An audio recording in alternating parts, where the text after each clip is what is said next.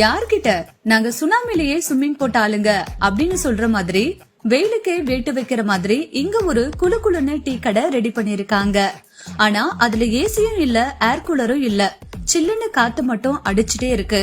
அப்படி என்ன டீ கடை, அது எங்க இருக்கு அப்படின்றத வாங்க இந்த வீடியோல பாக்கலாம். என்னடா அது புது ட்ரெண்டா இருக்கு.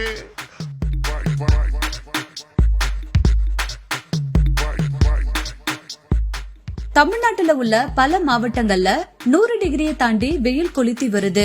இந்த வெயிலுக்கு எல்லாரும் வெளியே தலை காட்ட முடியாம அவதிப்பட்டு மரத்தடி நிழல தேடி வராங்க. ஆனா நாமக்கல்ல இருக்கிற மக்கள் ஒரு டீ கடைய தேடி போறாங்க. அதாவது நாமக்கல் மாவட்டம் ராசிபுரம் அடுத்த ஆண்டலூர் கேட் பகுதியில தனியார் ஹோட்டல் ஒண்ணு 2 வருஷங்களுக்கு மேலா அமைந்திருக்கு.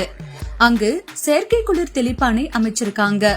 வெயிலின் தாக்கம் அதிகமா இருப்பதால வாடிக்கையாளர்களை கவர்வதற்காக மிஸ்டிங் சிஸ்டம் என்ற குழாயில புகை வடிவுல தண்ணீர் தெளிக்கும் எந்திரத்தை 2 லட்சம் ரூபாய் செலவழித்து அமைச்சிருக்காங்க. மினரல் வாட்டர் மூலமாவே வாடிக்கையாளர்கள் மீது புகை போன்று நீரை தெளிக்குது. அந்த நீர் மேல ஒட்டுவதும் கிடையாது.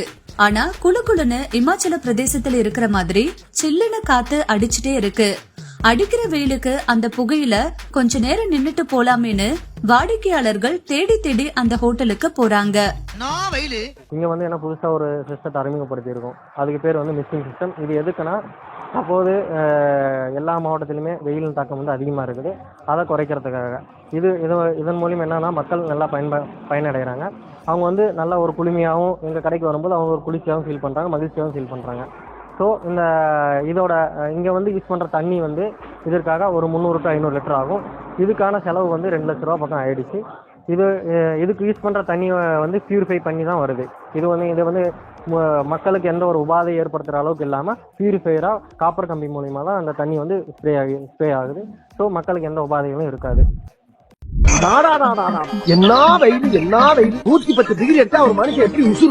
அதிசயம் ஆனால் உண்மை. ஆமாங்க, அடிக்கிற வெயிலுக்கு மனுஷங்க மட்டும் இல்ல, பட்டாம்பூச்சி கூட நொந்து நூடுல்ஸ் ஆகி ஜூஸ் கடையில தாகம் தீர்த்துட்டு இருக்காங்க.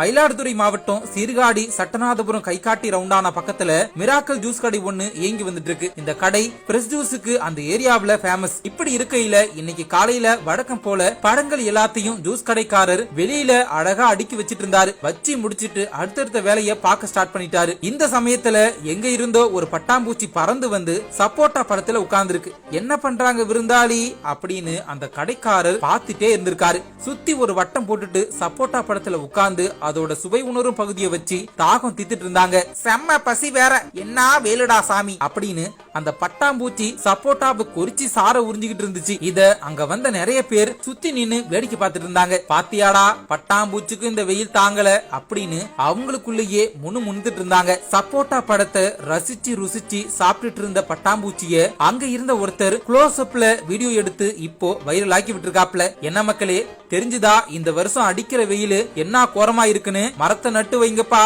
எதிர்காலம் முக்கியம். தாகம் தீர்க்க ஊருக்குள் படையெடுக்கும் யானைகள்.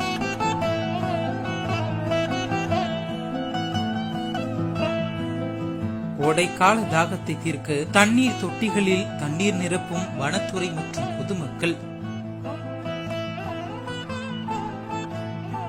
கிருஷ்ணகிரி மாவட்டம் கடந்த வருடம் போதிய மழை இல்லாத காரணத்தால் வனப்பகுதியில் வறட்சி அதிக அளவில் காணப்படுகிறது. ஓசூர், ஜவுளகிரி, தளி, தேன்கனிக்கோட்டை, அஞ்சட்டி வனப்பகுதிகளில் கடுமையான வறட்சி நிலவி வருகிறது. இதன் காரணமாக வன விலங்குகள் நீருக்காகவும் உணவுக்காகவும் வனப்பகுதிகளை விட்டு வெளியேறி வருகிறது. இதை